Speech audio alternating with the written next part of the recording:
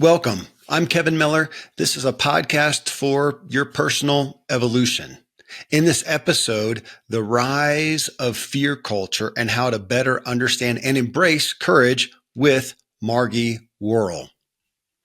So the topic is courage, and my guest defines it as consciously choosing to act in the presence of fear and potential risk, real or perceived. And she cites it as a learnable skill. So Dr. Margie Warrell, she's a 5-time best-selling author and Forbes columnist and the author of a new book called The Courage Gap, 5 Steps to Braver Action. That's what got my attention on the topic. And I wanted to look at it because I think like many, we have baggage around it and we don't really benefit from the gravity of what it can do for us, courage. So this is not some look at monumental feats of so-called bravery with life-threatening circumstances. That's not what most of us are encountering every day. This is the everyday fears that we seem to be failing from culturally. So I've been thinking about our current, what I look at as fear culture, like a toxin in the air, something in your home or office that you don't detect, and it's slowly poisoning you, and you grow steadily more sick and don't know why. I think that's what fear is doing to us and lack of courage. So as you'll hear me discuss with Margie, throughout history, humankind was only exposed to a couple fearful issues per day, if that. And today, as you know, we're flooded with infinite fears from around the globe and even the galaxy. Well, we can't eradicate fear, and we shouldn't, but we sure can decrease it a lot. So we talk about that some. And then we can be conscious and choose to be courageous, which again is not something that we do once we've overcome, eradicated fear. It's something we do while we are still afraid. So I just really enjoyed and benefited from this talk with Margie. I think you'll see we really resonated, and it helped open up my understanding of both fears, as she said, again, real and perceived, and courage, and gave me tangible concepts on where I'm not being courageous, honestly, and how I can be far more. So again, you can find her book. It's called The Courage Gap. You can get that anywhere. She's got a podcast called Live Brave. And then you can find her at Margie. It's spelled like what in America we would say Margie Warrell, WARRELL.com. If you're feeling courageous about getting more clarity on the evolution of your own purpose and want to get that further integrated into your work, your business, that's what I do with clients. You can find me at kevinmiller.co or kmiller at kevinmiller.co is my email address. All right, next up, Margie Warrell talking about courage. Let's see what we can understand and integrate into our lives today. Margie, this topic of courage, I mean, it's an elementary term. It's one that we think we've all heard 100 times. And that is where my interest is, because anytime we have some term like this that we think we're well versed in, I generally find I'm missing it. I'm missing the gravity of it. I'm missing the opportunity of it. And I also trust that the fact that you wrote a book on it is because you don't see that we're getting the full advantage of this concept. Fair enough? Yeah, true. Absolutely, Kevin. And I'm glad you see it that way. Because a lot of people, I think, do go, yeah, be brave. I am. Or they think, oh, I'm not that afraid, so it's not relevant to me. And actually, it's relevant to all of us. And there's my point. So to see this come across the desk, I'm thinking, okay, she's a doctor. She's done all this stuff. She probably wouldn't have written a book about courage if she knew everyone got it, if they were nailing it. If it was like nobody's coming along and written a book on how to spend more time on social media, not a problem. People are doing that well. So if you come across with a book about courage, I'm figuring, okay, I want to know how we are missing it. So that's where I'm going to dive in. I want everyone to hear a little bit of your own story just on why you came to courage, because it was either that you had great courage and you just saw everybody else was missing it, or you have your own story of maybe not being as courageous as you would have liked to have been, and you learned how to be and reap the benefits. So where do you fall there? Well, I am still learning how to be. So let's just say I sit on that spectrum. I am still working on this because I actually don't think any of us ever fully arrive at the other side where we are 100% of the time always mastering our fear and leaning in to the very things that that our fear would rather us not do, exposing ourselves to failure, rejection, vulnerability, the unknown, etc. But you can probably tell from my accent, Kevin, I didn't grow up in Colorado. I grew up in, I say, in the deep south of the equator, in the southern part of Australia. And as a girl, I lived my first 18 years on my parents' dairy farm. I'm the big sister of 7. My dad milked cows for 50 years just to make ends meet. Not a lot of money. No one had ever gone to college in my whole extended family. And honestly, my horizons for my life really didn't extend a lot past our back paddock. It was pretty simple. You could say it was pretty organic and holistic in a way too, because we only ate organic because frankly, we ate everything we grew and we killed, and we never went to a restaurant my entire childhood. But I did have a lot of doubt about myself and my fair share of insecurities. I developed an eating disorder at 13, as it's not that uncommon really amongst particularly young women, but I grappled with that through my teen years. I went off to university, which was a big deal at the time because no dorms like there are in American colleges. I just had to find somewhere to live in a city I'd never been in before and make my own way. But I think, the reason I write about courage so much is I've spent much of my adult life living around the world and working with people and meeting people around the world, Kevin. And so often I see people who are not living into their potential. They're not necessarily happy and content with their lives. They don't have emotionally rich, intimate relationships with other people. There's stuff that keeps them from their joy and peace. And so often when you peel back the layers of why we struggle and why we suffer and why we sell ourselves short, is fear in some way, shape or form. But it's not always presenting like knee-shaking trepidation. And that was the case for me. I mean, I had a lot of doubt. I've dealt with my fair share of struggles and challenges and setbacks and family tragedies and other events. And I've had to just learn how to move forward amid all of that. And so that's a key reason for why I wanted to write this book, because I see so many people sell themselves short and so many people struggle to really operate from a place of full self-worth that isn't defined by achievement and isn't defined by a lack of achievement, and to really pursue whatever it is that lights them up and change the things that suck the life out of them. When did the courage topic solidify for you? If I look at my own book, What Drives You, it started off with, I want my kids to really know what they want. And then it got into, okay, it's all about what motivates us at the core. And then, it was ultimately to drive. And so I think my brother is the one that brought it to life. He says, you're always talking about that. What drives people? You want to know about that. And you're talking about what drives you. So that's when it resonated. When was there a specific time? Was it a slow growing, or was there a moment when you got courage? I actually remember, I do remember, it's really boring.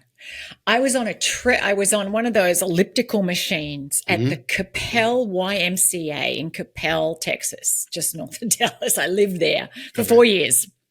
And I'd already decided that I was already coaching. I was out speaking. I was sort of building this coaching business. And I knew I really wanted to write a book to help people, like, 1, live with more integrity, 2, challenge your stories and limiting beliefs, say no to people, let go of all your attachments and things that are working against you. I had all these things I wanted to say. And I'm like, but what's the thread? Yeah. Like, what's the thread that weaves through all of these things I want to say? And I was on this elliptical, and I was probably listening to my sort of, uplifting music that always speaks to my spirit. And all of a sudden I'm like, it's courage. Like, courage is the thread that weaves through everything I want to say to people. And I realized that's the thread that runs through my life, which is this two parts to it. One is feeling my fear and taking action anyway, amid the doubts, amid the risks, amid the fear. But two, and something we often don't think of when we think about what it is to live a brave life, is to manage and regulate our fear. Because a lot of people today are more afraid than they need to be, suffering from anxiety that stems from thoughts about an unwanted future state that may never materialize, but so swept up in their fear and their phobias about all the terrible things that could happen to them, because we're living in a culture that stokes it, insecurity and anxiety. And so often it's not just about taking action, it's also about learning to just manage all of the fearful thought patterns that actually keep you stuck and hold you captive. Okay. There's about 3 shows in what you just went through. For me, let's start off with just the feeling the fear and doing it anyways. I'm going to assume that everybody on this show has heard that. And yet I'm going to own it for myself that I still grapple with it. And I just try to be more aware and to realize, the place that's come up for me, Margie, has been looking at what I'm about to say or do or communicate and question myself and go, what would I do if I had a totally secure identity? If I was perfectly confident in my self-image, you said self-worth. It wasn't about what I did. It wasn't whatever. It's just if I was perfectly secure, which is impossible to a degree, but if I was, how would I respond? And what astounds me is how often it's different than what my natural response is about to be. It's different than what I'm about to type, what I'm about to say. And often I realize I don't need to say anything. I'm only inserting this in there because I'm trying to bolster myself or protect myself.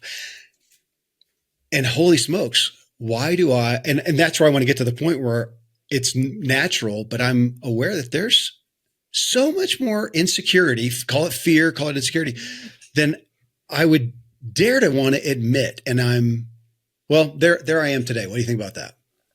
Yeah, I think more power to you that you at least acknowledge it, right? Because at least when we own our insecurity, it's not owning us. Like it's not invisibly sitting there pulling the strings. It's like, I'm looking at you. I'm shining a light on you. I know you're there. Yeah. Bam. Like you're owning it. You've got it versus it having you. And so I think that is a starting point. And Kevin, I'm guessing you've met people, I sure have, who would say, oh no, I'm not insecure about anything. Let me show you my Ferrari. Nothing against Ferraris if you've got a Ferrari, but the need to prove something, but they're like, no, I'm not insecure, but it emanates out of them that they have to prove something or impress in some way. And so coming back to what you said a minute ago, can any of us ever, be from this completely secure space at all times? Ultimately, it starts with that self-awareness. You're absolutely right. And I'm the same. I can't tell you. Asked your earlier question was like, did I just always master courage, or have I learned to master it? I'm like, I'm still on the journey, but I know how critical it is. It is fundamental, I believe, to all of us in our lives to be on a journey of self-mastery. And that's a lifelong endeavor. I don't think it's never a one and done because we went to a Tony Robbins program or or something else. It's like, that's the work of being human, is overcoming these self-protective instincts that want to shield us to anything that could be threatening to our sense of self, or that egoic sense of self of who I like people to think I am, together, successful, etc. That the self-protective instinct. So, I grew up in athletics and pro sports, and it was back when the no fear thing was a big deal. It was a t-shirt or a ball cap or whatever.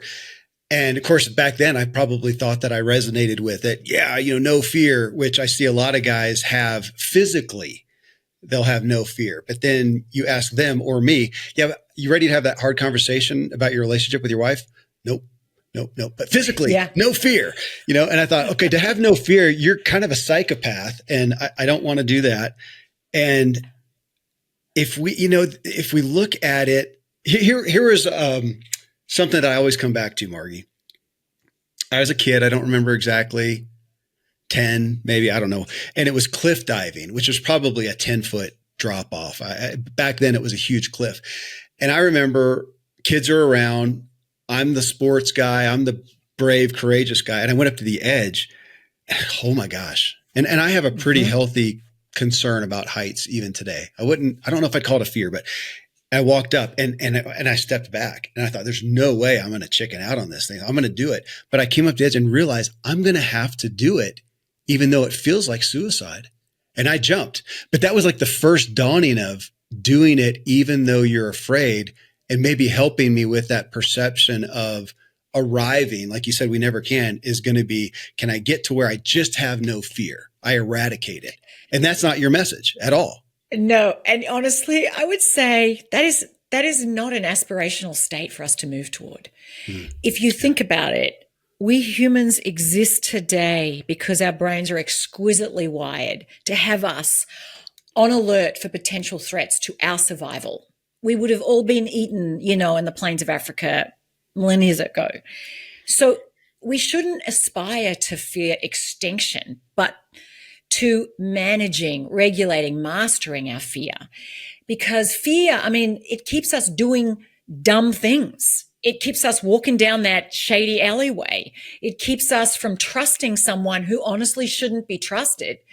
And so fear gets a bad rap. I don't think we should aspire to no fear. The only person that, people that don't have any fear are 6 foot down in the ground, right? It's like, don't aspire to no fear, but aspire to live a life that is bigger than your fear, that fear isn't running your life. And yes, that saying, feel the fear and do it anyway. That doesn't mean you should just feel the fear and jump off every cliff. Obviously that one was safe enough, but it means don't let your fear of what could go wrong or what could be lost keep you from doing the very things that would expand your life and enrich your world. And that's what I'm talking about when I talk about courage. Well, I like your terminology just of managing it. So you're kind of saying fear exists. It is. You're not going to eradicate it. You shouldn't eradicate it, but you do want to manage it. So right now in this moment, kind of like my efforts for awareness to go, okay, I'm feeling insecure, feeling fear, feeling whatever. Okay, step back. If I didn't, how would I react? And a lot of times it would be that fear of, in that sense, heights. That's probably legit. Because if you fall, I don't know why I'm talking about heights. It's just happened recently, but I went and did on a camping trip with my kids recently, and we went to this crazy castle. We all had a healthy fear of the heights and some of the things that it exposes to. And I'm looking at that going, yeah, I think that's legit. I feel that. And I think that's legit. I'm going to manage it by, guys, let's just get away from the edges and let's enjoy it and then get down. But can I do that by managing it, not letting it debilitate? Well, actually, either way would have been dumb. If I just said, hey, screw it, just go out, walk on the turrets, knock yourself out, I think that would have been unwise. And also to have a panic attack and curl up into the fetal position and leave my kids bereft, that wouldn't have helped either. So can I manage it? I just like that in regards to so many of the weaknesses that we perceive about ourselves that I think we errantly think we're supposed to eradicate and come to this point of arrival. Like you said, we can't, but can I productively manage it? Is that fair? Yes. Yeah. And in pursuit of something that's more important. Yeah. Okay. And that's where, so for instance, I actually went to trapeze school a few years back. Funny you should mention that what you did. And, I write about courage, I speak about courage, etc. And then I was like, this isn't going to be that hard. I get up there. There's a safety net. I'm in a harness. There's this big beefy guy behind me. Like, it's more dangerous to cross the road. And I froze and started shaking. And what was really annoying is that my so-called friends started yelling up at me, find your courage, stop playing safe, like literally my book titles. Yeah. And I remember thinking, shut the hell up. But, fear of professional humiliation won out over fear of falling to what my brain was telling me was my death. Yeah. Even though intellectually I knew I couldn't because there was a safety net and I had a harness on. But I think the point there being that our brains are often telling us it's more dangerous than it actually is. Now, that's not to say that sometimes it's not dangerous, but I think about, and I want to distinguish here different types of risks and different types of courage. Physical courage, like I've met people who were in combat zones in Afghanistan, in Iraq. They came back and they were stationed at the Pentagon. And they said, I was more afraid of challenging the 4-star general sitting in a table in the Pentagon than I was of marching and going in, not marching, in driving down some area where there was IEDs everywhere. And one was my life on the line, and the other was just my reputation on the line, my status on the line. That was more terrifying than being in a combat zone. So our fear is often most triggered. And when you talk about the no fear campaign and the football play, the tough guys, they're like, oh yeah, but I don't want to say that to my girlfriend. So there's different types of risk we can take and different ways we need to practice courage. And I honestly think that the area we need to practice it the most is in our connection and relationships with others. Talk to me about that. Talk to me about that, because here we are. So you and I are sitting in America where it feels like, and I want to be sensitive, there's not many people, and probably none listening to this show, who are really in physical danger. Very few. It's seldom happen. I hope there's not. So if we take that off the table for most people, and then we go, as you said, into the cycle. So we don't have the physical, the fear is not physical. That anxiety that I feel, that panic attack that I feel, that whatever, is not because I'm about to get eaten by a bear or mauled by my neighbor or whatever it is. So it's mental. And then looking at that and going, what is it that I truly fear? And Margie, to be candid, I've dealt with this in therapy some in regards to relationships, and just looking and going, my physiology would think that I'm about to be decapitated, and I'm not. And it makes no sense to me whatsoever, but I'm looking and going, I feel this dramatic fear, and it's all mental. And as you said, is it to my reputation, my status, my identity, my self-image? And for me, a lot of it was the attachments I had adhered to my self-image. This is what I think of. This is Kevin. He's father of all these kids. He's Superman. He fixes everything. As an athlete, there's no excuses. There's no limits. And so basically it's a God complex, and that's my image. And if you threaten it, I annihilate myself. And that's what I'm looking at and going, it makes no sense. Very real. So I'm not minimizing it, because it was, at a panic attack level for me. But that feels like where we are as a culture, terrified and so much fear of things that I don't know that we can often even come out. Like, what would the consequence be? Like, what's the worst thing that can happen here? Well, I feel kind of minimized. You know what it is? And you said a minute ago that the fear wasn't physical. Actually, the risk wasn't physical. The fear was deeply physical. Fair enough. True. The fear is deeply physical in our bodies.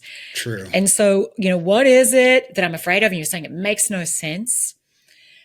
Well, no, you don't have to worry about your life being killed, you being killed.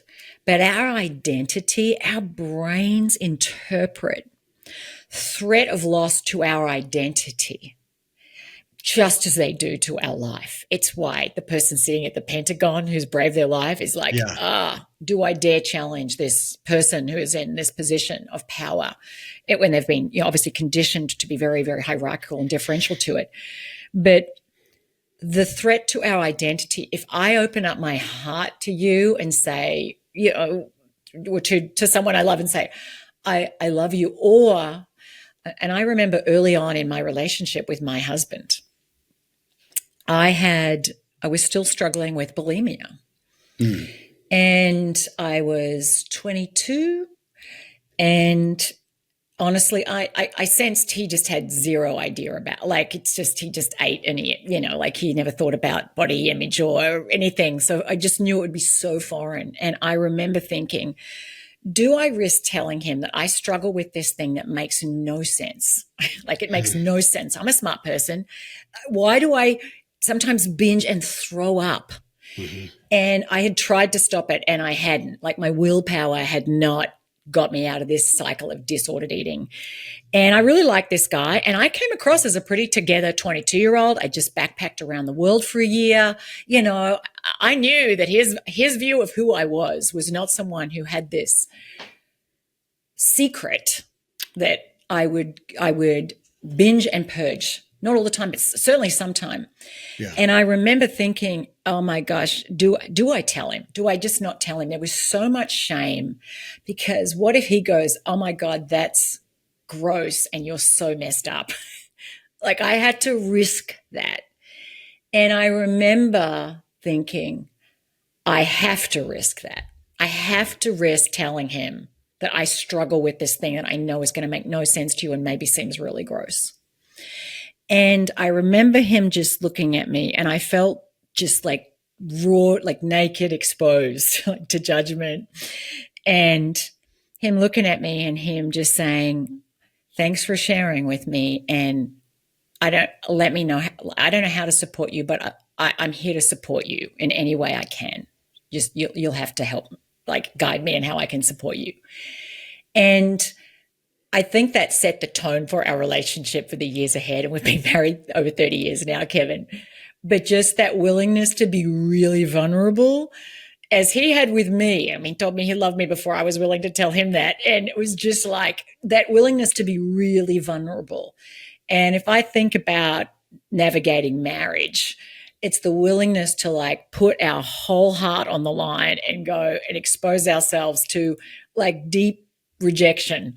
And that actually is what creates the richness. But there's a risk. I mean, the ultimate act of courage is just opening our heart up to someone else, right?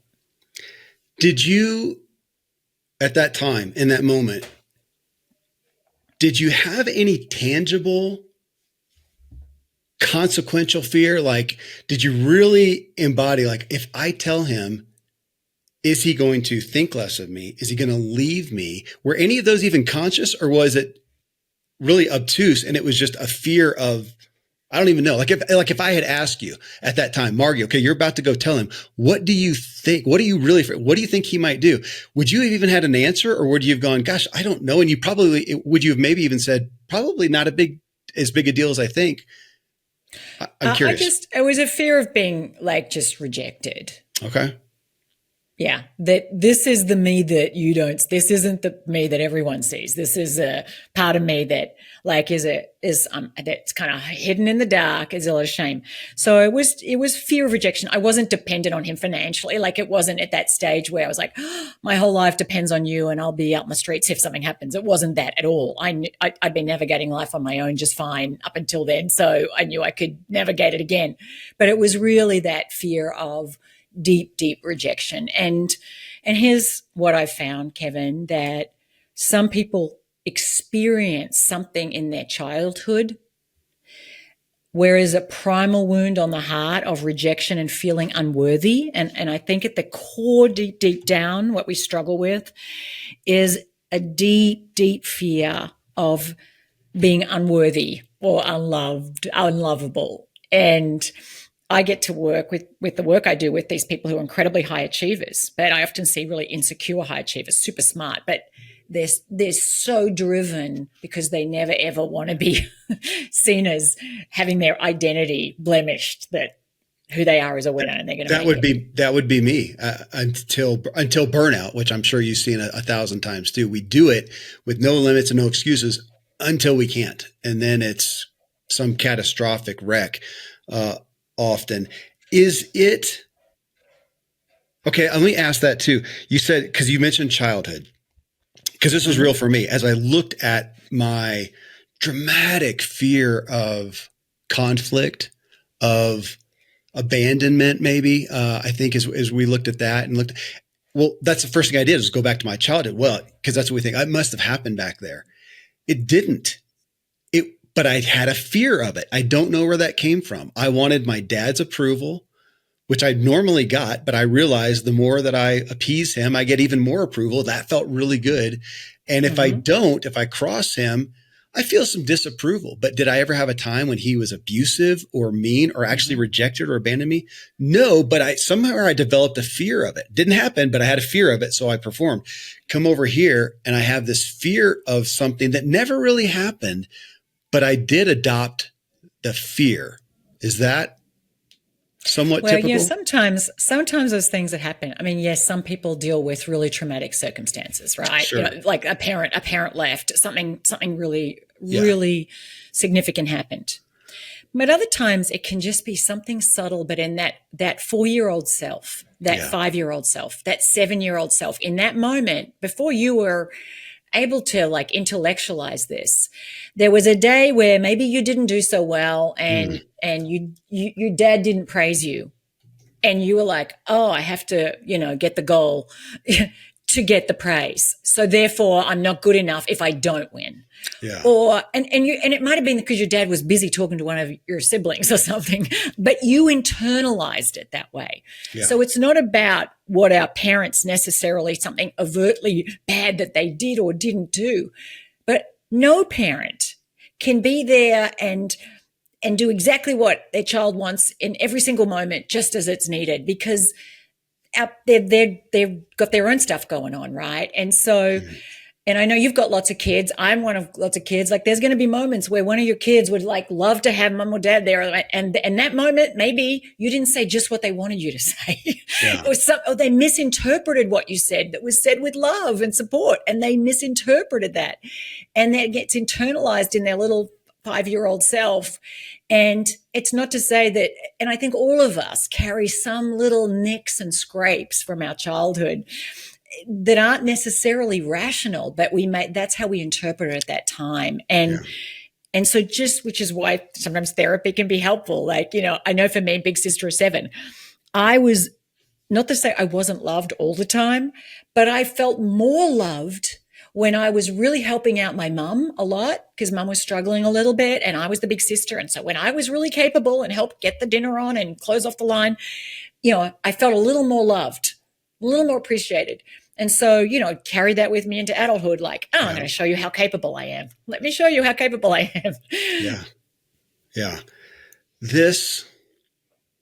Speaking to identity, Margie, as I was studying your book, I pictured the thought of, gosh, let me make here I am over here sitting on my couch. Okay. And I'm just kind of me, but here's this thing that I want to do. And I'm kind of having some fear about it.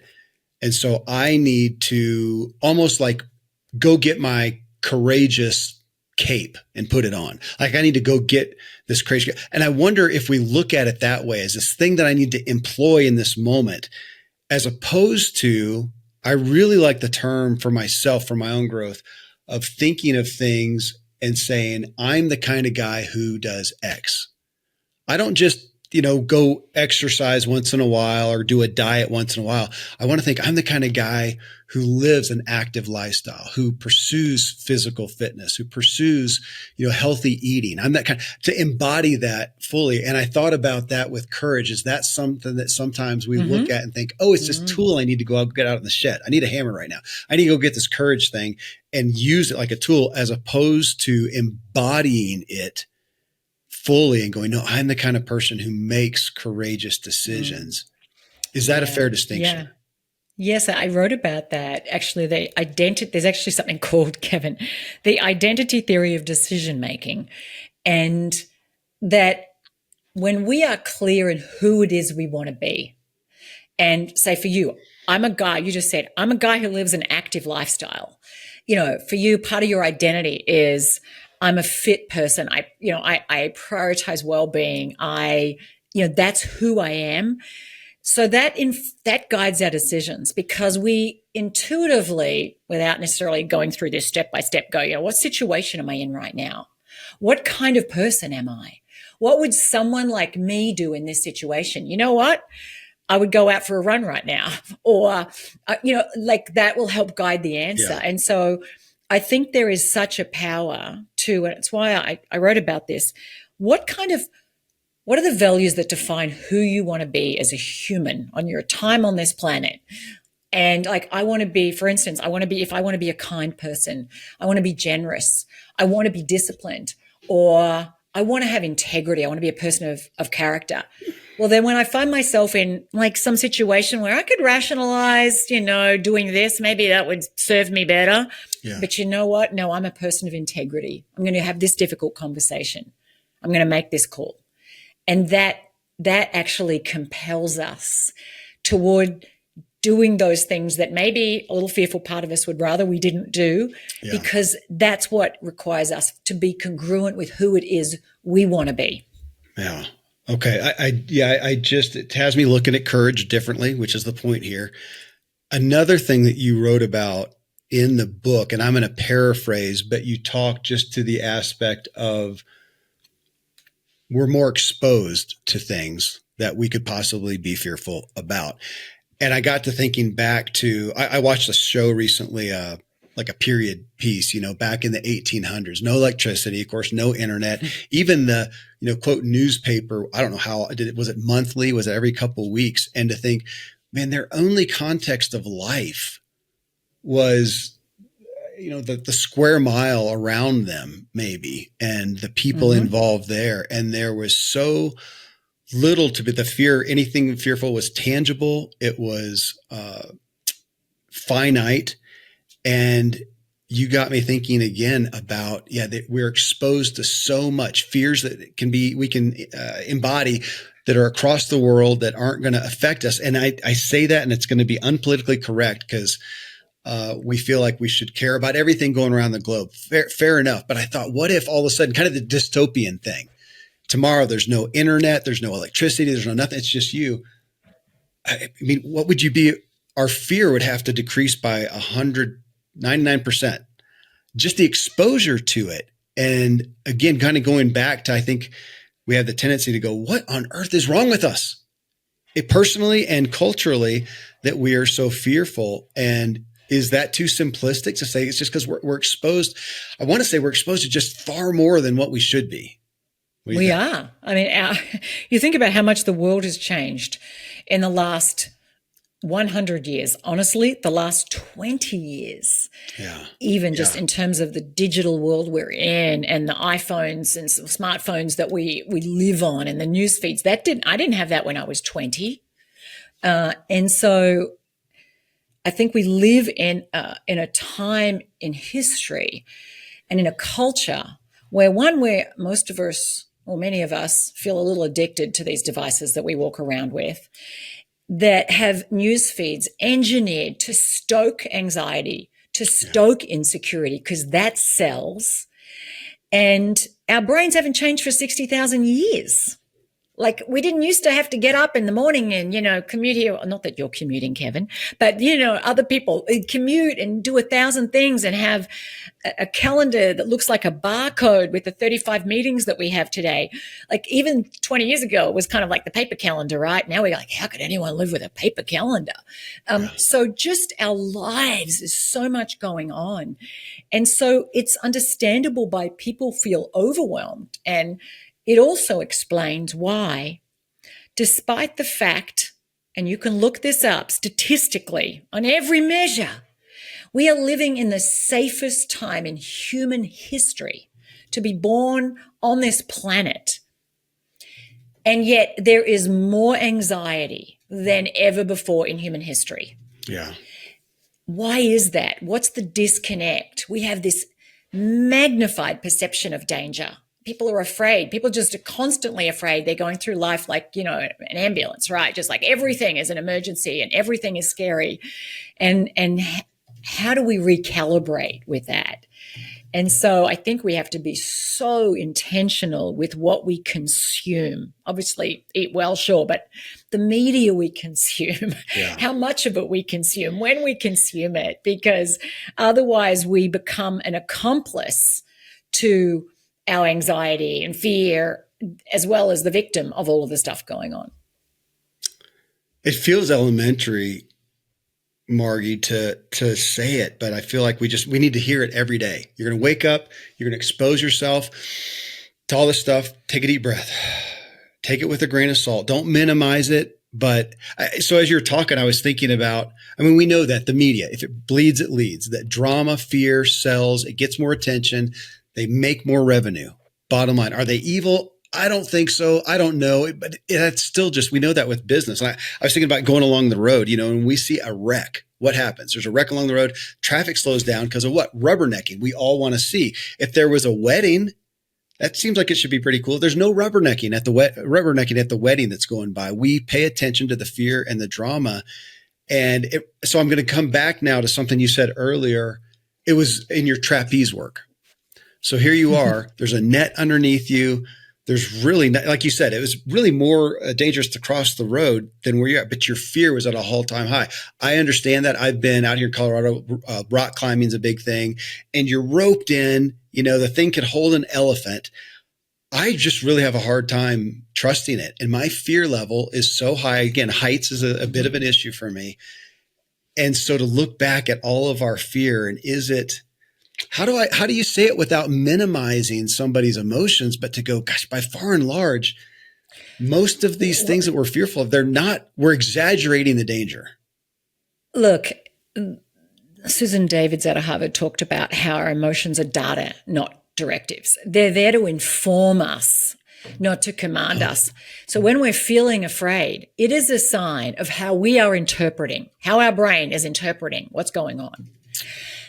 But our emotions don't have to steer our lives. And if you think about it, if you're in a rowboat going across Lake, Erie or something in the middle of a storm, it's like the waves might be blowing high, but you are the captain, right, of the ship. Yeah.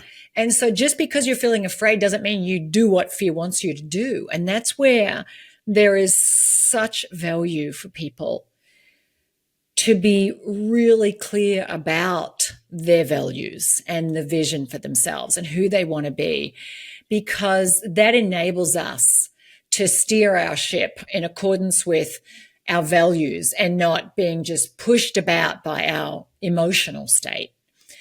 And to your point, being on the trapeze, like my fear was saying, don't do it. But I was like, I want to do it. But our fear is not known for its logic. Fear isn't always logical. And I think there's a value also to playing the tape forward.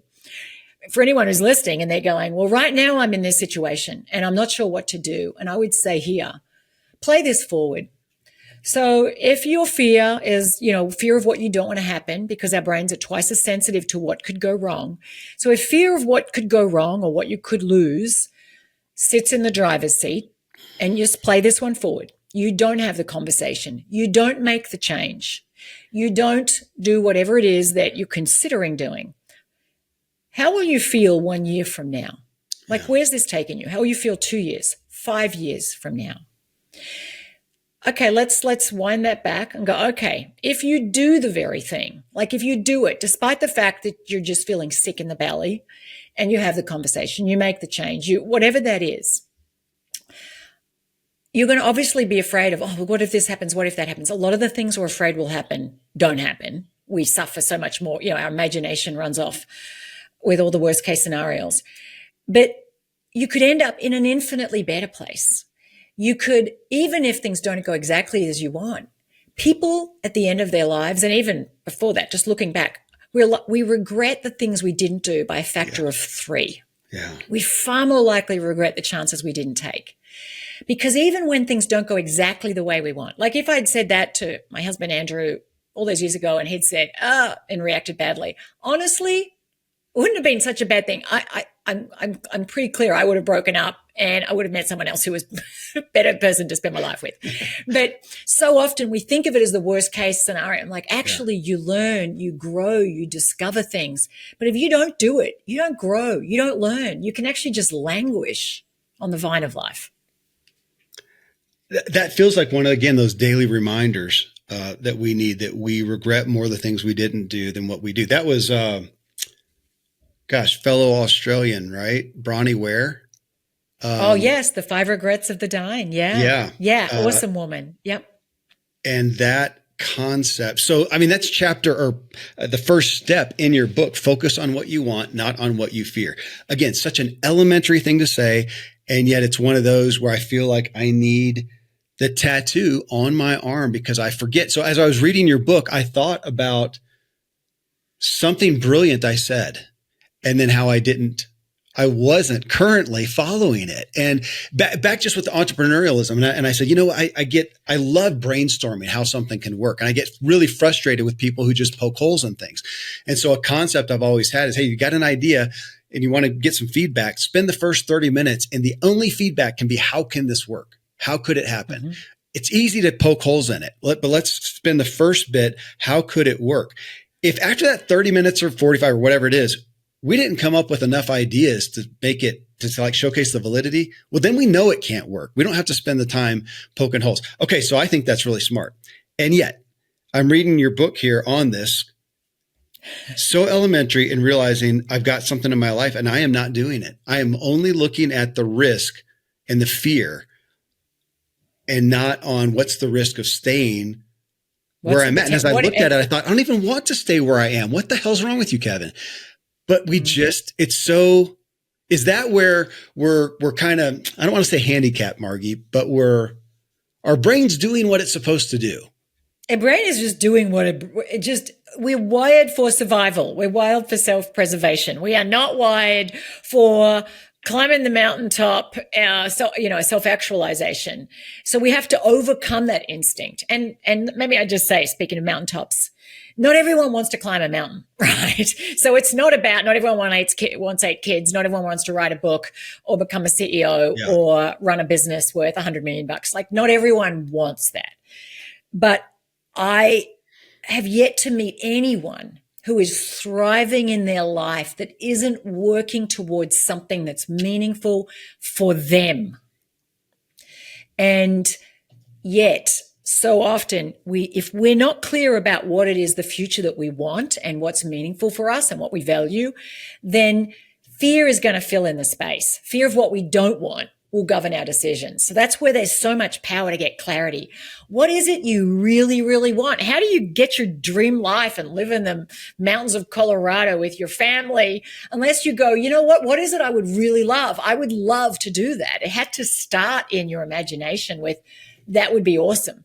And to your point, we often argue for all the reasons why not. Well, what if I fail? What if I'm not good enough? What will people say? What if versus, okay, what are the reasons why for? And how to?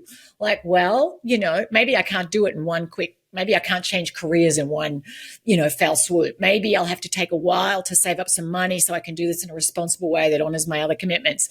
But that doesn't mean there's not a pathway forward. And so often we stop ourselves. We stop ourselves before the world ever has a chance. I'm interested you talking about that. Not everyone wants to climb a mountain or, run $100 million business or whatnot. I think sometimes those things are even easier. Like, there's less fear for that big audacious thing than the little thing. And I'm thinking about, there was somebody, I got an inquiry about being on the show. I don't even know. I'm so sorry if they hear this, but I'm not sure that I'll even have them on the show. But it was kind of about like helping men, flirt or date or something like that. And I'm not necessarily interested in that, but I just thought, flirting, asking for a date, that's any relationship asking for an opportunity. That could be talking to an investor or sharing a business idea or something like that. Sometimes those things, again, I'm thinking back to identity, Margie. Sometimes I think there's more fear in those seemingly little decisions than the big audacious one, because that one's maybe it's more relevant. Like, if we fail, it's okay. It was a big deal anyways, but it's the little stuff that we can get caught up with. I'm thinking about myself right now. I think again, you said earlier about, like you talked about someone in the No Fear campaign. I'm like, but could you talk to your girlfriend about like, oh, not that. And so recognizing often it's in that little interpersonal aspect of it, not in, hey, we're going to roll out a new product. We're going to set up an office in London. That doesn't feel as personal sometimes. So the risk is different. It might be financial risk, strategic risk, as distinct from, laying our heart on the line with something, laying our vulnerability on the line. I just like the awareness that this is calling us to the awareness, because about a week ago, maybe it's been longer than that, Margie, in collaboration with someone else, we have a project. It's kind of a psychological modality concept. So we've written it. We've spent like a year on it. We shared it with about 25 people. I am so confident in it because it's changed my life. So I'm highly confident. I'm not on my own. I've got other people I'm collaborating with, and we've already had it, we've worked with some other folks to have it kind of edited and whatever. So confident. And yet I still realize that putting it out to these people and getting that feedback, and I'm just kind of watching it. Thank goodness I'm aware of it. At least I'm kind of watching it going, kind of afraid, aren't you, Kevin? And these people are going to love me and respect me no matter what. The thing has already helped me. So if it doesn't help anybody else, it's still worth. I have all the reasons to be safe and secure.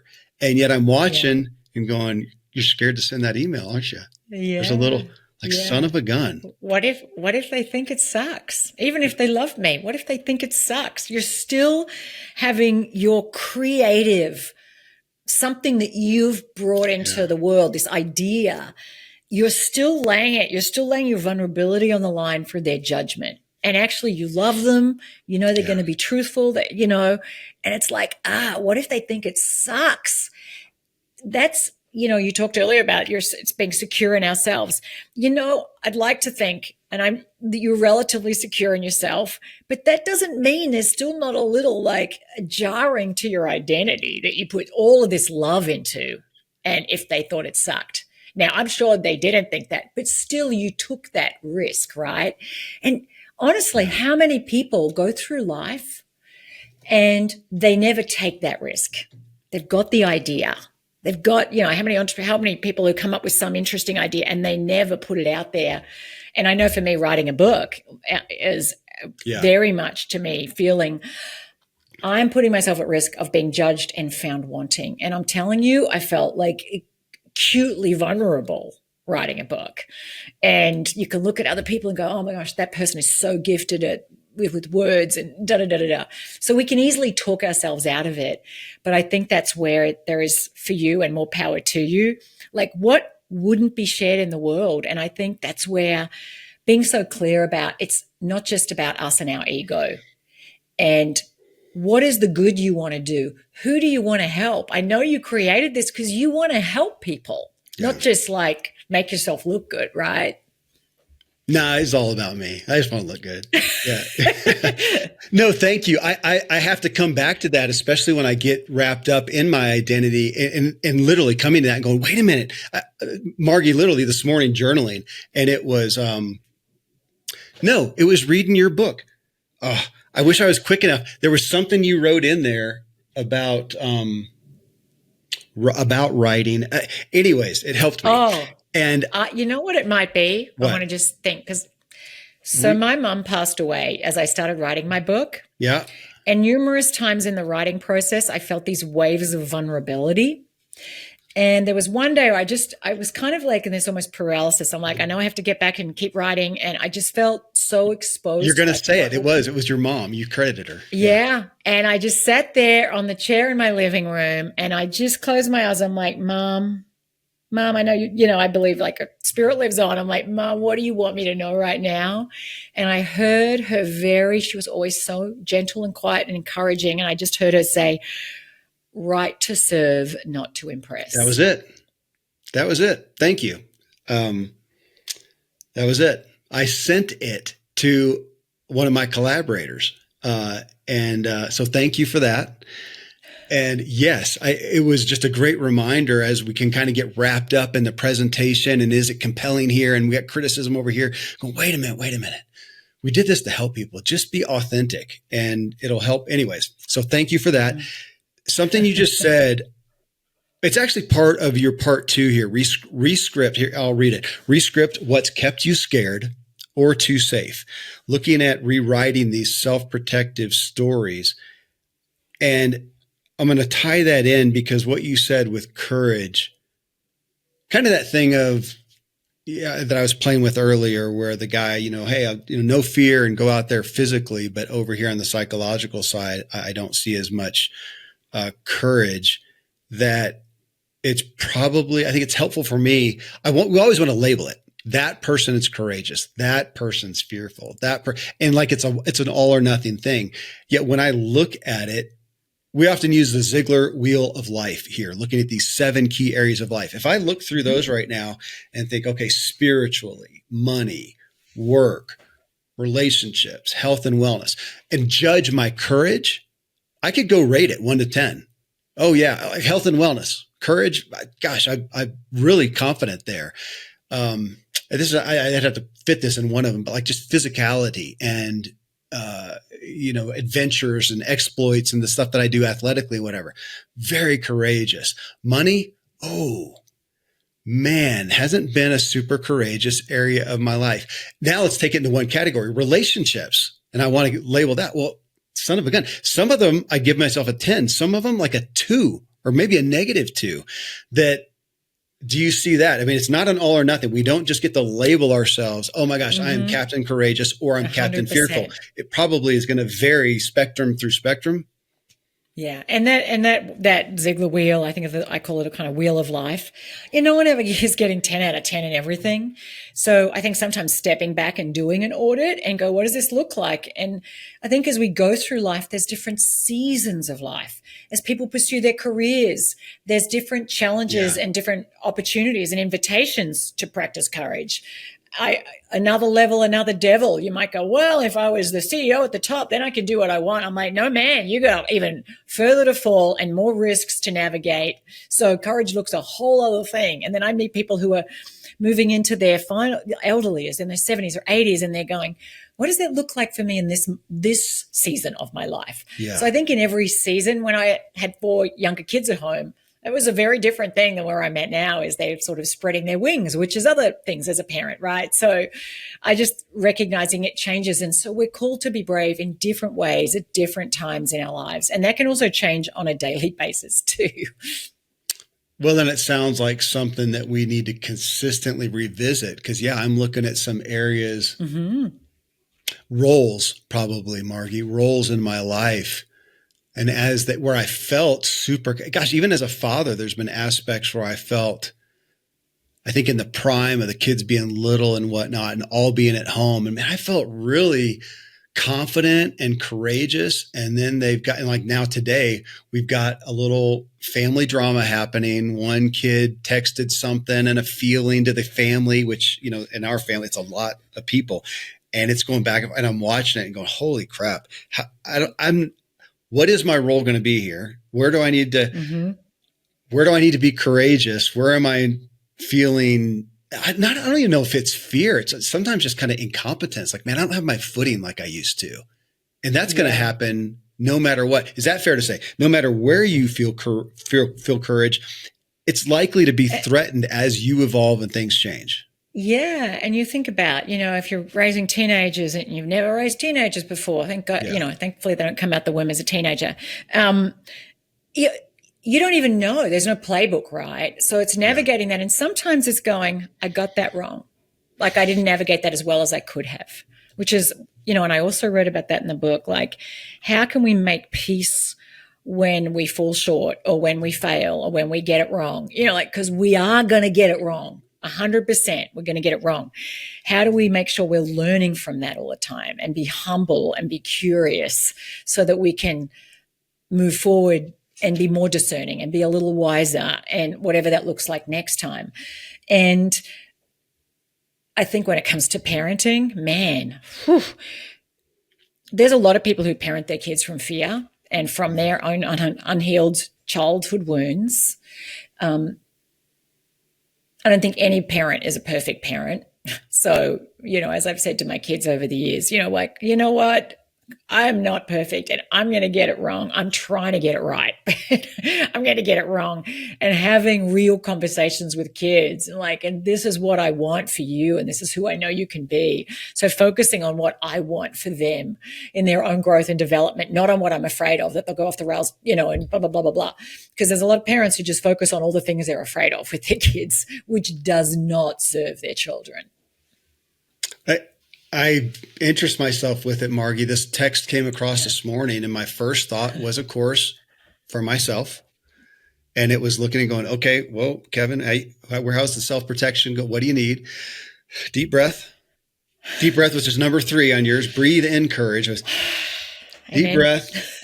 Think about this. And I responded individually with with one. But to look at that, not to focus on parenting, but you even saying no playbook for teens. I'm at a point now of feeling like there's no playbook for anything. Everybody's unique. Everybody's individual. There are some tenets, and I feel like that's what you've given us in the book. Here are the 5 steps, 5 tenets in essence to courage. Now you didn't get specific. So in your wheel of life, this is what you do for money. This is what you do for relationships. There's none of that in there. These are the concepts we bring in with our individuality, with our uniqueness of the situation, without a playbook. And what I wrote down as you were talking a minute ago, I think you said vulnerability, and I wrote down humility and graciousness as well, that we need that for ourselves. Like, would those be viable? Like, here's some ingredients to being courageous. Well, I think about that. Like, for me, being gracious is something really important, and having grace and exuding it, and not being someone who bitches about people or, goes on tirades. Like, okay, Margie, if you're going to extend some grace to people here, including when they don't behave in ways that you like, or you could easily extend a lot of criticism, doesn't mean you're parking being just discerning and judgmental. Like, I don't like that behavior, but I'm also not going to just become vitriolic about it. Yeah. And so what does that look like? And I think as a parent, what does that look like? As a partner, man, you have to practice it as a partner. Like, what does it look like to be gracious with your partner when they really annoy you and frustrate you or do something you think's out of line? So I think that's that, coming back to that identity. Like, what are the values that I want to define? How I maybe do a particular role too. Yeah. And what does it take for me to live in alignment with that, which sometimes requires us to do something that we don't feel like doing. And you know what? Sometimes, Kevin, it's saying sorry too. I think that's a big one. Actually, I wrote another book. This is my 6th book. I have a book I wrote called Brave, and there in that book is 50 everyday acts of courage. So it's 50 ways we apply our courage. And I actually think sometimes saying sorry, admitting we get things wrong, can be an act of courage that maybe we don't practice as often as would serve us and serve the relationships that we want to deepen. You saying that, doing the things that we may not feel like doing. Your 4th step is step into discomfort. Again, we've all heard that, but we are not. I'm really grateful. I have not had him on the show because I never ask, and I need to probably because I keep referencing him. Michael Easter, The Comfort Crisis. Yeah. And we are, again, it feels like the most self-protective culture it feels like of all time. And yet I keep coming back. Again, athletics is such a big part of my own context. And think about a gym. You join a gym, and to me, it's just like, it's all about discomfort. I'm going to walk into a gym, which just by proxy is uncomfortable for me. All these, perfect people around and muscly people and whatever. And I'm kind of feeling self-conscious. I'm uncomfortable there. And then I'm going to go get on a machine to do what? Make myself uncomfortable. Because if I don't, I'm not going to gain from it. But we get it in that context. And we don't get it over here I haven't done it well in relationships. To go, okay, do the uncomfortable thing to strengthen and grow. And man, have I run from that and self-protected and withdrawn and built walls and whatnot. And it makes no sense. So when you say that again, step into discomfort, it's like, okay, there's the 4th tattoo from your book that I need to remember every day. Man, that's not that it's all about.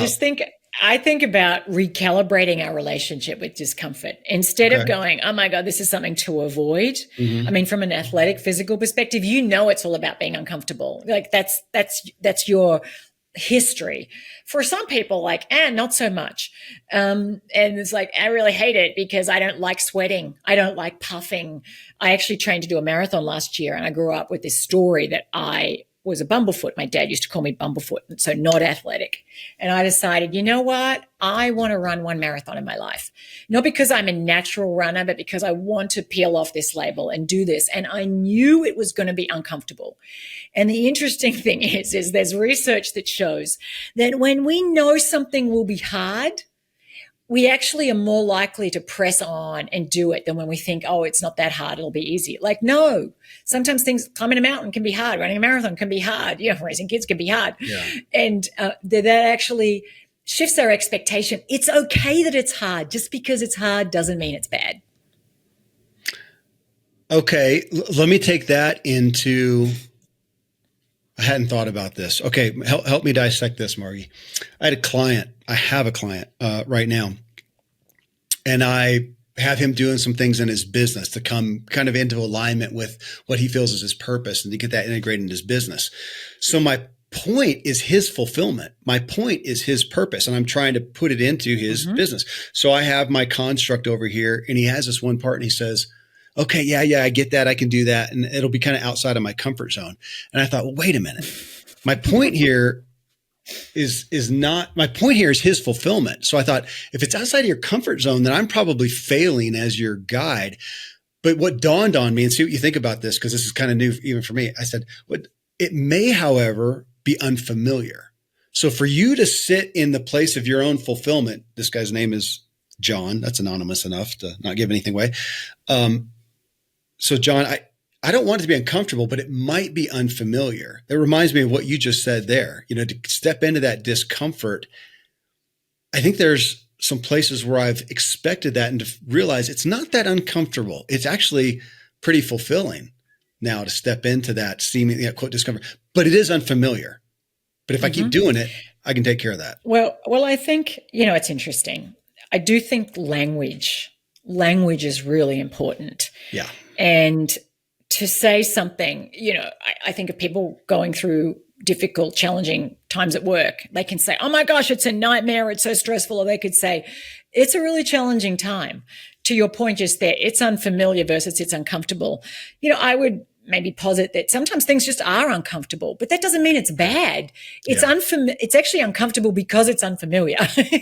But that's okay. That doesn't mean you shouldn't do it. I would also just, not that we're here for me to coach you or challenge you, Please. but I would say to you, it's okay that you're asking your client or guiding your client to do something that's uncomfortable.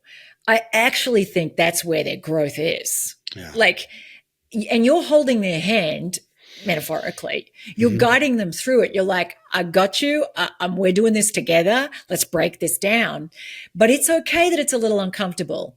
And yes, it's unfamiliar because it's new. And things that are new are often uncomfortable. We're afraid of what's new. And then you do it and they'll look back and they'll be able to do it with their eyes closed. But at this moment in time it is, but that's okay. Lean into that. That's the ticket price for them to grow their business and live their purpose.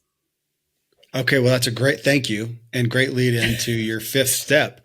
Find the treasure when you trip. When I first read that, I think my first thought was honestly, learn a lesson, which I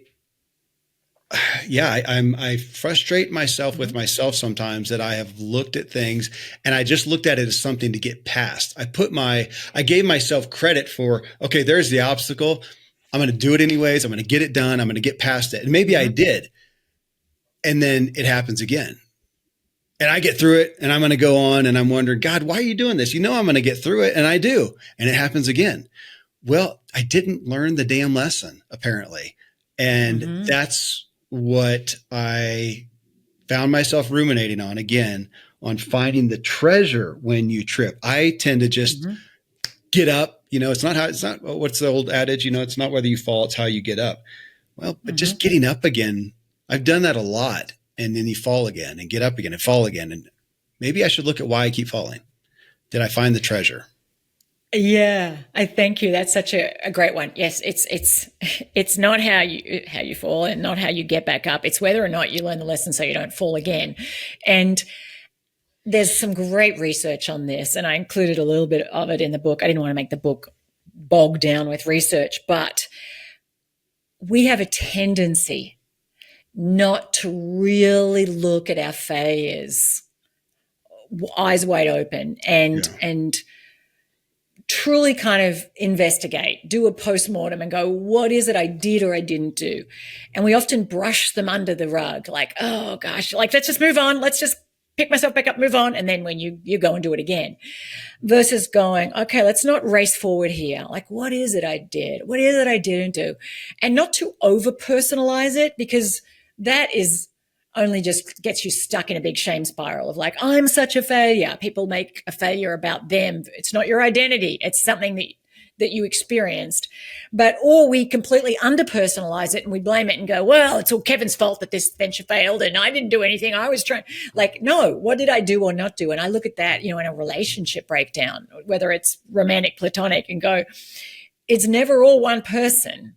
There's something you did or you failed to do. You failed to speak up. You failed to set a boundary. You failed to walk away all those years ago when you got treated poorly. And so you trained them, and that's what the pattern was that just got set in place. So just recognizing that there's something to learn from every experience where we don't get the outcome we want. And we can never control the output of our efforts. Your client, your venture, this podcast, you can't control how many people exactly will listen to it.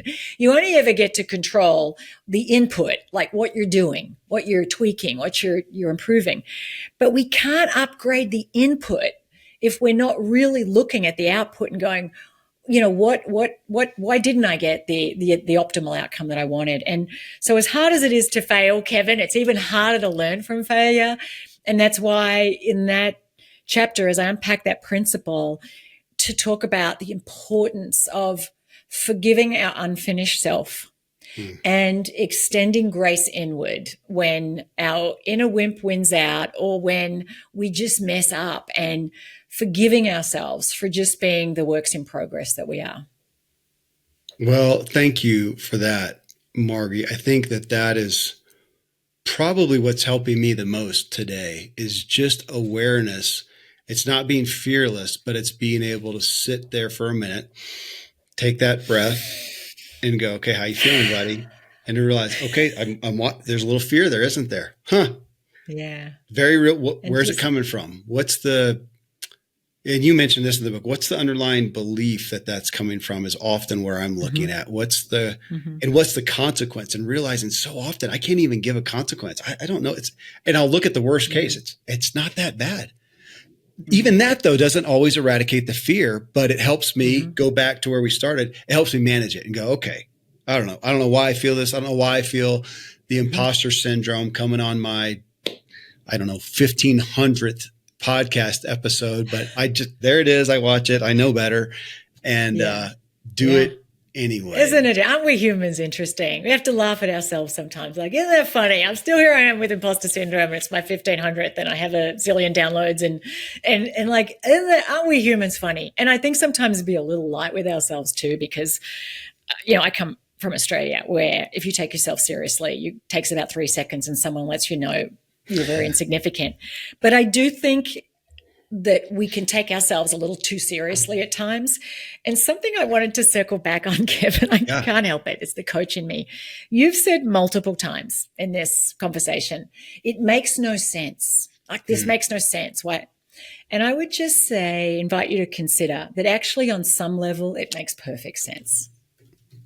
That does help. That's a good reminder that my body's doing what it's supposed to do. Even that with the imposter syndrome that I'm watching and going, that seems like it should make no sense. Like I should have arrived by now. I should have eradicated that fear.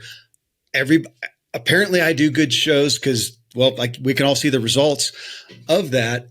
And so, but my body's doing what it's supposed to do and it's checking me, which is probably good. Keeps me humble, keeps me diligent, honestly. It keeps me diligent. I mean, I've got your book here. It's dog-eared. I wrote notes from it and sent it to one of my partners. And I showed, I had a conversation, as this family text comes over and one of my daughters comes down to talk to me about it. And I said, well, funny enough, I'm reading this book and here's what it says. And that helps me, that imposter. So that's good. I need to quit saying it makes no sense. It does make sense. I will contemplate that. All behavior makes sense on some level. There's a payoff on some level. And that imposter syndrome, because I'm very intimately acquainted with it. Okay. It is ultimately our fear of being discovered as unworthy in some way. That primal fear of I'm not good enough. And at some point people are going to realize that I really don't deserve this success or this mantle or this many downloads or whatever, a title, whatever it is.